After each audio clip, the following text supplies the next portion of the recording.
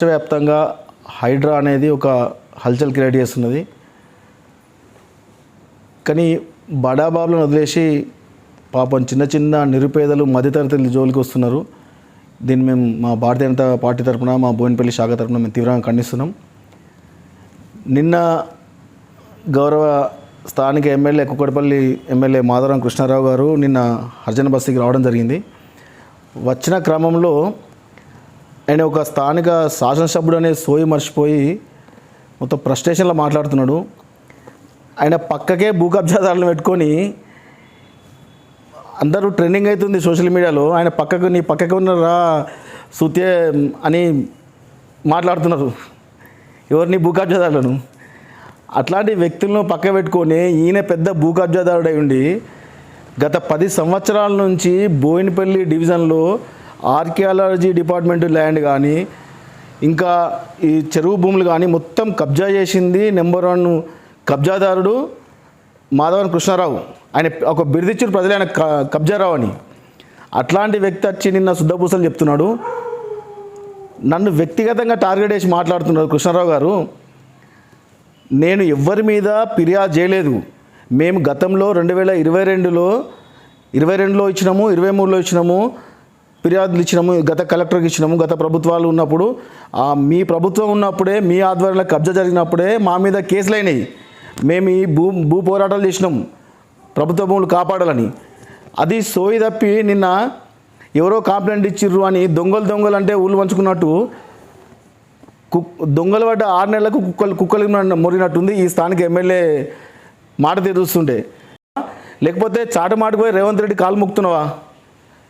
చాటమాట రాజకీయాలు చేస్తున్నావా? నువ్వు భూ కబ్జాదారువనే నేను ఏ పార్టీలకు రాణిస్తలేరు.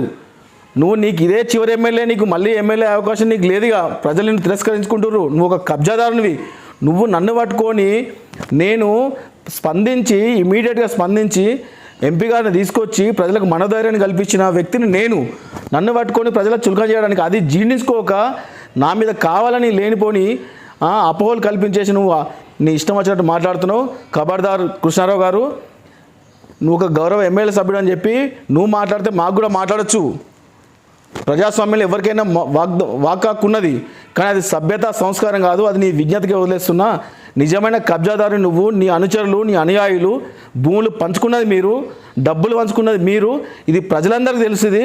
ప్రజలు అసహించుకుంటున్నారు మీరు.